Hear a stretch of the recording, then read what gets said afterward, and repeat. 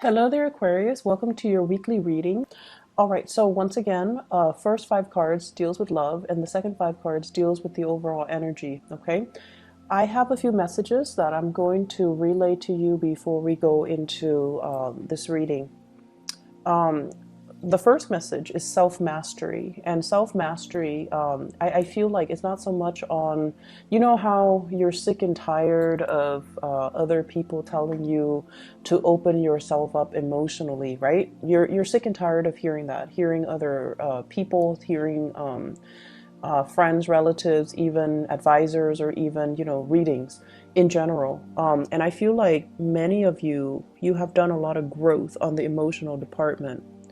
And when you're in a relationship, you know how to take care of your relationship partner. And when you really love someone, you know how to be open and vulnerable, and to really allow them, like put your walls and your defenses down to allow them in. And I feel like there is a very dignified way in which you deal with people as well. You care about fairness. You do care about, I want what's best for this person, so I'm going to be open and honest with them, even though sometimes the truth might hurt. And so I feel like, people give you guys the bad rep of being unemotional and detached. You only detach when a situation cannot be fixed, and when a situation is no longer tenable. However, what I also feel as well with this sense of self-mastery, I feel like it's coming in the friendship, platonic relationships sphere, where you are still going to have to, let your guard down. So it's not just the people you care about, it's the other people that are around you that you have to work with, that you have to be around energetically. They're constantly in your space, or they're constantly, in your periphery.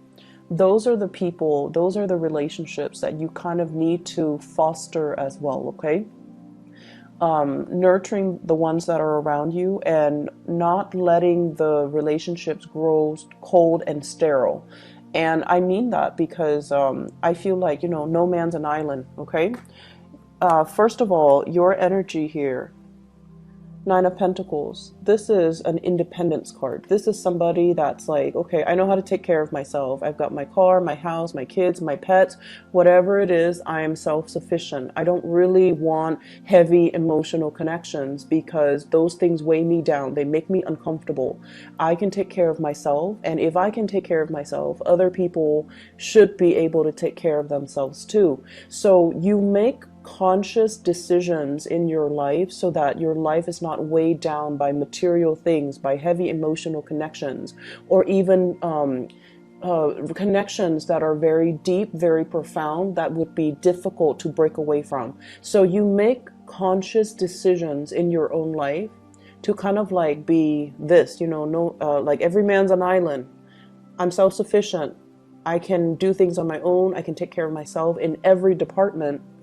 And once again, this is a great self-sufficiency type of energy, but it's really lacking something, right? Because with the nine, it's still a really good card, but it's lacking that sense of like that completion, that 10 of Pentacles that we see down here. And because of that, your relationships might be very, very good right now. But what about the professional contacts, the friendships, the other things in our lives that make it a little bit more robust? All right. So that's just the first message that comes in, and it's a little bit long-winded. But at the same time, I feel like love seems to be going really, really well.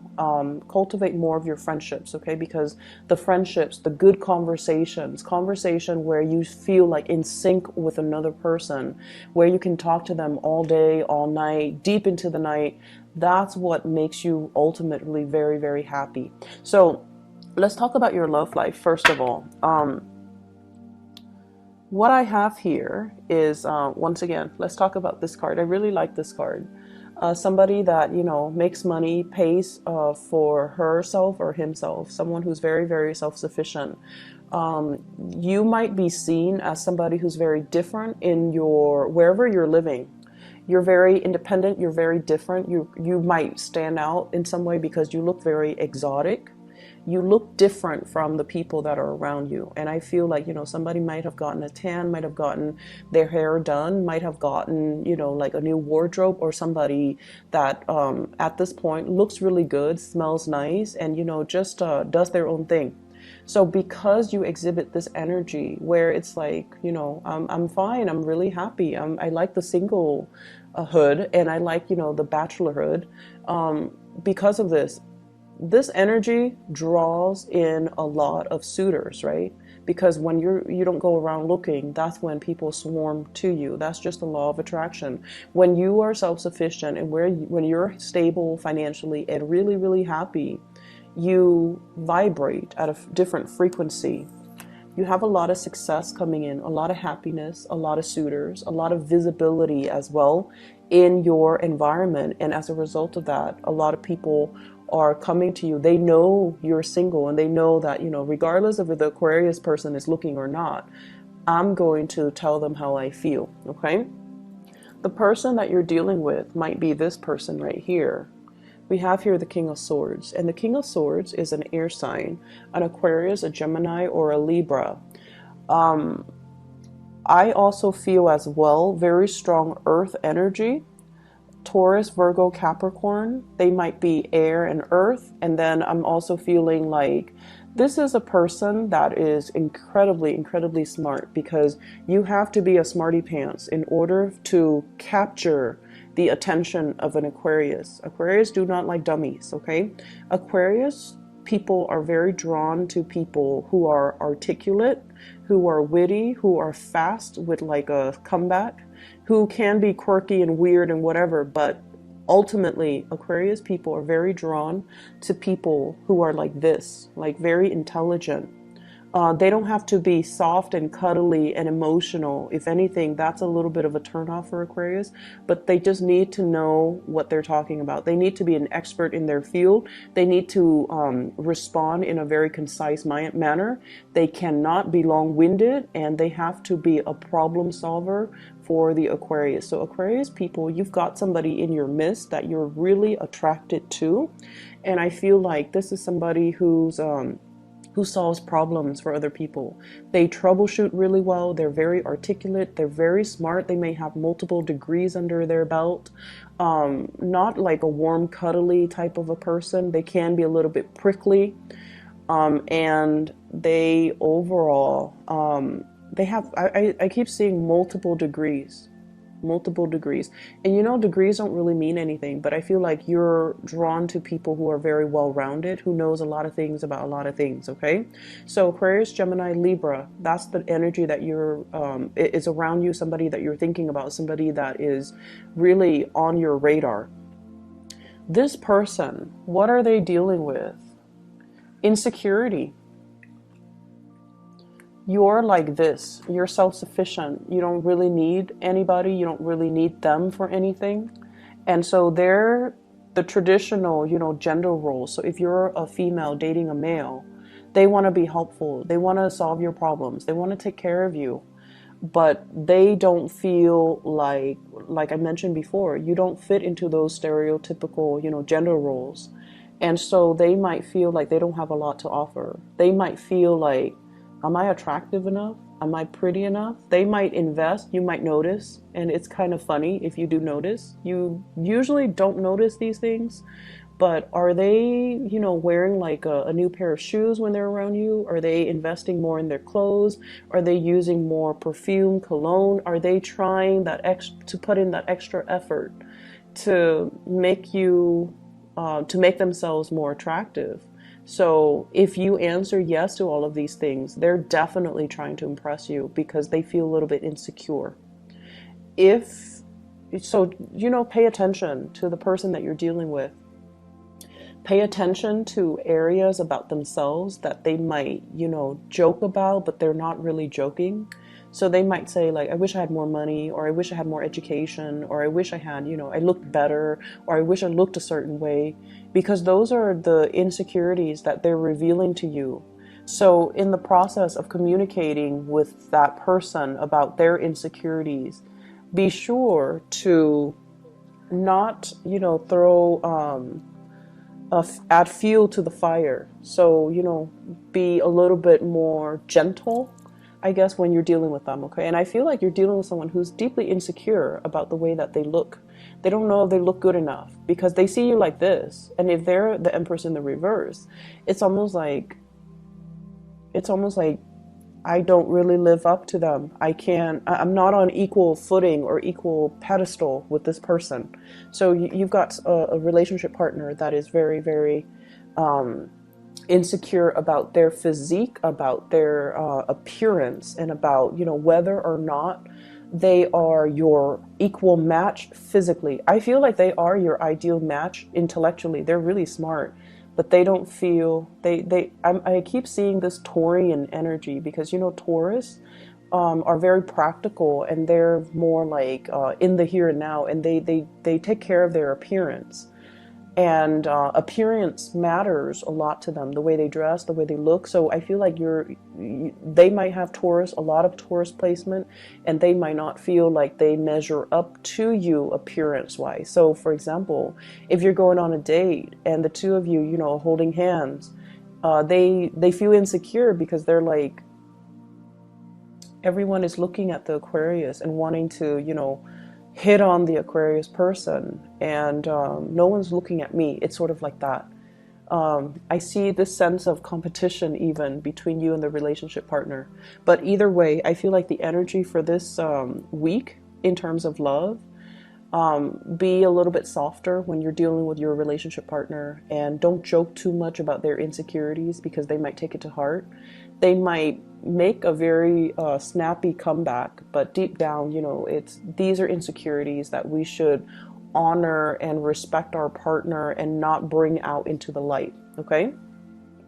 A lot of you might be focusing on dating as well. Nine of Pentacles, singles.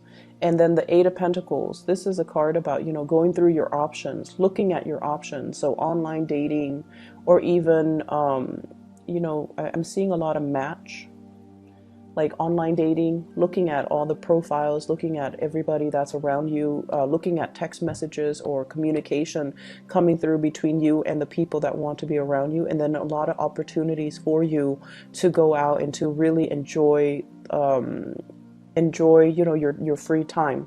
I'm also seeing as well workplace, like romances, okay? And honestly, I feel like there might be coworkers, there might be a lot of people in your professional environment who are headed in the same direction as you. So you guys are like on the same career track. You guys are inspiring to each other. They trust the work that you do. They trust you as a coworker. Therefore, they want to transmute that energy and to create more of it's almost like getting past the friend zone, getting past the co-worker platonic vibe, so that they can, make a move on you. So I feel like there's a lot of contemplation, and the person that you're dealing with, they're strategic. They don't want to make a false move. And because you're so detached, it's hard for them to know where you're coming from. So aim to be a little bit more flirtatious, and aim to be a little bit more like easygoing and, carefree, and just joke around a little bit more. Allow them a way to get into your space, okay? Because this energy of self-sufficiency, it's very good, but it's also like, he or she doesn't need me. So allow them to get into your space, open up, and ask follow-up questions to allow a conversation to start. And I feel like your friends or your coworkers will be the catalyst for you to kind of open up to the other person, for those who are single. So it's almost like, asking your friends or your coworkers, how was your weekend? What did you do this weekend? And then your crush comes by, and and then ask your crush, how are you? Like, haven't seen you in a while. What did you do this weekend? So one conversation that's very platonic leading to another, and it allows an in. It allows your crush or whoever you're dating or whoever you like to enter the conversation without feeling weird, without you feeling uncomfortable about, asking them exclusively, because sometimes you don't like to reveal how you feel, right? You don't want them to get the upper hand, but you also want to initiate conversation with them. So I feel like that's really what this is all about. Fostering all of your relationships, not only the relationships that you care about, or only the people that you love, or only the people that you have your eyes on. Okay? Really, really bright, good energy. And I feel like there's a lot of solidification in this spread. But I feel like many of you are single, loving the single life. You would date, but you're waiting for the right person, waiting for somebody that can bring you this sense of happiness, this sense of freedom, and this sense of carefree, childlike energy. So the interaction between you and a crush, between you and a partner, is really good for this week, mainly because it opens up doors about practical, direction in the relationship, as well as where are we going, where are we headed. But once again, all the cards indicate to me it's like a solitary person. So I definitely feel a lot of independence, but also a lot of Aquarius people are single and loving it and focusing on their career. In the other departments of your life, there is going to be as well news, communications, and things like that about family. Okay, so the Ten of Pentacles in the reverse. So we're going from this 9 here where you are very self-sufficient, and then the Ten of Pentacles in the reverse where family and people that you love, they're going through issues, possibly financial issues. And I definitely feel here we have an earth sign, Taurus, Virgo, Capricorn, and a water sign, not Sagittarius, Scorpio, Cancers, Pisces. And I feel as if for those of you, if you have any, I don't see you having financial difficulties, but I also feel like discussions coming through from these two people about how do we take care of our joint finances? How do we take care of mom and dad? If you are partner to these people as well, it's almost like buying new property, looking at a move, looking at as well at taking care of elderly parents, because the Ten of Pentacles is a generational wealth. When it's in the reverse, generational wealth might not be there. So mom and dad might not have the resources at their disposal. So they're relying on, the children to take care of them. So I feel like there's heavy discussions here about, you wanting to move away, you wanting to get a new start for yourself. But at the same time, there might be family issues that's really preventing you from doing that, or concerns about the family unit, concerns about location, concerns about resources that's really preventing this move. And you might have shouldered the responsibilities on your own. You might have been racked with worries over this, but there are either other siblings that are coming in to ease the situation, or there are siblings or other people that you can call upon to alleviate this situation, or they can come in with their own strategies and a helping hand in this situation. So there is a lot of immense support for you financially and emotionally coming in from the family front. Okay, the friendships as well. I feel like there are opportunities for you to reconnect with old friends. There are also opportunities for you, relatives, friends, people might come in with, investment opportunities, or somebody is getting a new job. I just got that here with this King of Pentacles. Somebody's getting a new job. Somebody is getting like the dream job, and they're sharing this information with you. So you might be at a distance with each other. I also feel for some of you, there is a situation here where you're trying to break free from possibly a work environment. And with the Ten of Pentacles, you're still waiting on the offer. You're still waiting to finalize the contract. What are the numbers? How long am I contractually obligated to work for you?